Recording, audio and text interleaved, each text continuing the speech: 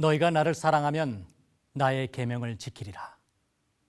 안녕하십니까 여러분? 이번 시간에는 제10과 안식일에 대하여 살펴보도록 하겠습니다. 예로부터 우리나라에도 7일씩 세는 제도가 있었습니다. 초 7일이나 3.7일이라 하는 관습이 바로 그러한 예인 것입니다. 그러나 달력에서 볼 수 있는 일주일 제도는 서양에서 들여온 것입니다. 우리나라에 양력이 들어오게 된 때는 개화기 때였습니다. 이때부터 우리나라는 양력에 따라 일주일을 세는 제도가 사용되게 되었습니다. 특별히 우리나라 안에 기독교가 일요일을 예배일로 사용하면서 자연스럽게 일요일에 쉬는 제도들이 정착하게 되었던 것입니다. 그래서 일요일은 우리 생활에서 없어서는 안 될 그러한 날이 되어버렸습니다. 그러나 정작 이 일주일이라는 제도가 어떻게 시작되었는지 그 유래를 아는 사람은 그리 많지는 않습니다. 일주일을 세는 제도는 역의 일부 같지만 그러나 1년 혹은 한 달과 같이 우주 전체와는 아무런 상관이 없다는 사실이 있습니다. 대형 백과사전을 보면 일주일을 세는 주일 제도는 7일의 주기를 가진 것으로 전체의 운행과는 아무런 관계가 없다. 이 제도는 동양의 거의 모든 나라에서 태고적부터 사용하여 왔다. 7일은 태양력이나 태음력의 1년 혹은 1년의 몇 분의 1이 되는 수가 아니기 때문에 성경을 부인하는 자들은 그 유래를 확실히 설명하기가 어렵다라고 말하고 있습니다. 여기에 성경의 유래는 성경 창세기에 나오는 천지 창조에 관한 기록을 말하고 있는 것입니다. 창세기의 기록을 보면 제7째 날에 안식하도록 제정하신 분이 하나님으로 나옵니다. 성경 창세기 2장 1절의 말씀입니다. 천지와 만물이 다 이루니라. 하나님이 지시던 일이 7째 날에 이를 때에 마치니 그 지시던 일이 다함으로 7째 날에 안식하시니라. 또 십계명 중에는 넷째 계명이 안식일을 기억하여 거룩히 지키도록 명하고 있습니다. 그런즉 하나님은 제7째 날인 안식일을 다른 날과 구별하여 모든 사람에게 이 날을 기억하고 이 날을 안식하라고 명하심으로 이 지구상에 드디어 7일 제도가 나타나게 되었던 것입니다. 특별히 안식일을 기억하라고 하신 것을 보면은 사람들이 안식일을 쉽게 잊어버리고 그 날을 다른 날과 같이 세속적으로 지내게 될 것을 하나님께서는 미리 아셨던 것 같습니다. 하나님은 10계명 중 넷째 계명을 들어 사람이 엿새 동안은 힘써 일하고 제7째 날에는 그 날을 기억하여 거룩한 마음으로 안식하도록 하셨는데 지금에야 사람이 휴식을 찾아야 할 필요가 있겠지만 지구를 창조할 당시에는 아직 범죄가 이 세상에 없었기 때문에 피곤을 회복시키며 휴식을 찾아야 할 그런 이유는 결코 없었습니다. 하나님께서 최초의 인간이었던 아담과 하와를 지극히 사랑하셨고 또한 저들은 하나님을 전적으로 신뢰하고 의지함으로 행복하게 될 수 있었습니다. 그런 가운데 하나님은 아담과 하와가 일주일 중 하루를 그들의 노동에서 떠나 하나님과 교제하며 하나님을 명상하는 그런 시간들을 갖기를 원하셨던 것입니다. 그리하여 이 안식일은 하나님과 인간 사이에 아주 밀접한 관계를 맺어주는 날이 되었던 것이었습니다. 이런 의미에서 안식일은 태초부터 인간에게 매우 축복된 날이었던 것입니다. 요즘같이 복잡하고 요란한 세상 속에서 하루를 떠나 하나님과 교제를 하며 안식일에 온 가족이 예배당에 나아가 하나님을 경배하고 또 예배 후에는 자연 속에 나아가 하나님을 명상하며 지낸다는 것은 우리 가족 모두에게 축복이 되는 일이 틀림이 없습니다. 아담 이후로 그렇게 안식일은 하나님의 자녀들에 의해서 거룩히 구별되어져 왔었습니다.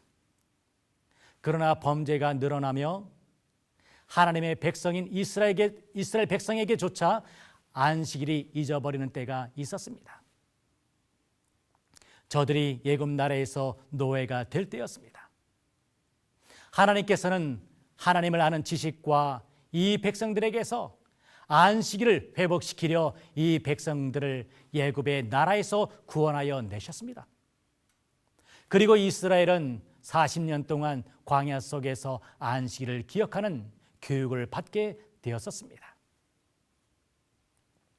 출애굽기 16장의 내용을 보면은 하나님께서 이 교육을 위하여 하늘로부터 내리는 먹을 양식이었던 만나를 교육의 도구로 사용하셨음을 볼 수가 있습니다. 이 만나로부터 백성들은 몇 가지 사실을 깨달으며 안식일을 기억하는 법을 배우게 되었습니다. 첫째, 만나가 6일 동안 매일매일 내려도 제7째 날에는 내리지 않으므로 만나가 내리지 않는 이 날이 안식일됨을 그들은 깨닫게 되었던 것입니다. 둘째로 일요일부터 목요일까지는 처음 닷새 동안은 다음 날을 위하여 만나를 많이 거두었다가도 다음 날까지 보관하려 하여도 만나를 다음 날까지 도무지 보관할 수가 없었습니다. 다음 날까지 보관하여 두었을 때에는 만나에서 벌레가 생기고 썩은 냄새가 나므로 이튿날까지 만나를 남겨두고 그럴 수가 없었던 것이었습니다. 그런데 6일에는, 즉 금요일에는 만나를 갑절 거두어 두어도 되었는데 참으로 신기하게도 이튿날 안식일까지 만나를 보관하여 두어도 냄새가 나지 않았고 벌레도 생기지 않았던 것입니다. 그러나 개중에는 안식일을 여전히 기억하지 못하고 만나를 거두러 나갔던 백성들이 있었습니다. 하나님은 이들에게 어느 때까지 너희가 내 계명과 내 율법을 지키지 아니하려느냐? 나의 율법을 준행하나 아니하나 내가 시험하리라 라고 말씀한 적이 있었습니다. 그래서 우리는 이 안식일이 하나님께 충성하는 시금석이라는 사실을 알게 되는 것입니다. 이스라엘 민족은 안식일에 관하여 여러 시대 동안 여러 번 하나님의 경고를 받은 적이 있었습니다. 그 중에 가장 심각했던 것은 바벨론에게 멸망당하기 직전 선지자 예레미야로 받은 경고의 때였습니다. 나 여호와가 말하노라. 너희가 만일 삼가 나를 정정하여 안식일에 짐을 지고 이 성문으로 들어오지 아니하며 안식일을 거룩히 하여 아무 일이든지 하지 아니하면 이 성은 영영이 있을 것이며 너희가 나를 정정치 아니하고 안식일을 거룩해 아니하면 내가 성문에 불을 놓아 예루살렘 궁전을 삼키게 하리라. 따라서 이스라엘 민족은 안식일을 성별하여 지키고 지키지 않는 것이 당시에 있어서는 나라의 흥망성쇠를 결정하는 시금석이었던 것이었습니다. 그러나 저들은 그 경고를 무시했고 결국 나라가 망하여 예루살렘이 바벨론에게 함락되고 말았던 것이었습니다. 그 70년이 지나 포로의 생활에서 풀려나와 예루살렘 성을 재건하게 되었습니다. 안식일을 무시했던 까닭에 70년이나 나라 없이 지내었지만 그런데도 안식일을 지키지 아니하는 자들이 여전히 있었습니다. 그러므로 선지자 느헤미야는 이렇게 말합니다. 너희가 어찌하여 이 악을 행하여 안식일을 범하느냐? 너희 열조가 이같이 행하지 아니하였느냐? 그러므로 우리 하나님이 이 모든 재앙으로 우리와 이 성읍에 내리신 것이 아니냐? 느헤미야는 안식일을 범하는 것이 멸망의 원인이라고 생각하였던 것입니다. 그래서 그는 안식일마다 성문을 닫고 파수꾼을 세워 안식일에 짐을 지고 출입하는 것을 못하도록 하였던 것입니다. 그러다가 그 후로 바리새인들이 나타나 안식일을 철저하게 지키기 위하여 여러 가지 세칙들을 만들어내기 시작하였습니다. 예를 들면 안식일에는 옷감 한 조각, 바늘 한 개라도 가지고 다니지 못하며 손수건 한 장도 들고 다니지 못한다는 그러한 내용들이었습니다. 그리하여 시간이 흘러 예수님 세대에 이르러 안식일은 그 거룩함이 온데간데 없고 형식만 남고 사람들에게는 괴롭고 불편한 그러한 안식일이 되고 말았던 것입니다. 그리하여 예수님께서는 안식일의 참된 거룩함을 몸소 본으로 보여주시고 그분께서는 평소와 같이 늘 해오시던 대로 안식일의 회당에 출석하셨습니다.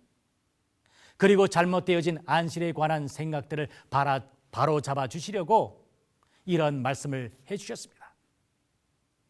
안식일은 사람을 위하여 있는 것이요 사람이 안식일을 위하여 있는 것이 아니니. 한 번은 사람들이 예수님을 공경에 빠뜨리려고 이런 질문을 던졌습니다. 안식일에 병을 고치는 것이 옳습니까? 예수님의 대답은 이와 같았습니다. 너희 중에 어느 사람이 양 한 마리가 있어 안식일에 구덩이에 빠졌으면 붙잡아내지 않겠느냐? 사람이 양보다 얼마나 더 귀하냐? 그러므로 안식일에 선을 행하는 것이 옳으니라. 그러나 이 말은 안식일을 등한히 하라는 말씀이 아니었습니다. 그러므로 예수님으로 안식일이 폐지되었거나 변경되었다고 말하는 것은 옳지 못합니다.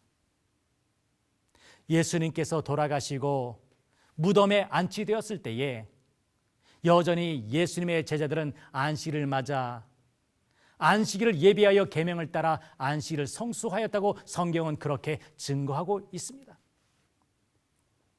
또 신약의 아버지 사도 바울 역시 평소 그가 늘 해왔던 대로 안식일을 맞이해서는 예배처를 찾아 하나님의 말씀을 증거하였다고 사도행전은 그렇게 말하고 있습니다. 이렇듯 예수님과 그 제자들이 지키고 사도 바울이 지킨 제7일 안식일, 그리고 유대인에게 여전히 오늘날까지 계속 전해져 내려오는 바로 그 안식일은 그렇다면 과연 오늘날 무슨 요일에 해당되는 걸까요? 이 날을 성경의 근거로 잠시 찾아보겠습니다. 누가복음 24장 1절로 3절의 말씀입니다. 안식 후 첫날 새벽에 이 여자들이 그 예비한 향품을 가지고 무덤에 가서 돌이 무덤에 굴려 옮기운 것을 보고 들어가니 주 예수의 시체가 보이지 아니하더라. 이 기록의 말씀은 다 아시는 바와 같이 예수님의 부활에 관한 말씀입니다. 그럼 예수님께서는 무슨 요일에 부활하셨습니까? 그렇습니다. 전 세계 모든 교회가 일요일이 예수님께서 부활하신 날이라고 믿고 있습니다. 여기에는 이견이 없습니다.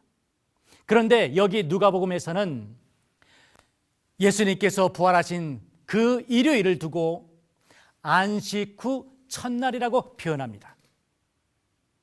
그렇다면 예수님께서 부활하신 날인 일요일을 안식 후 첫날이라고 한다면 자연스럽게 안식일은 무슨 요일에 해당되는 걸까요? 그렇습니다. 바로 지금의 토요일 안식일인 것입니다.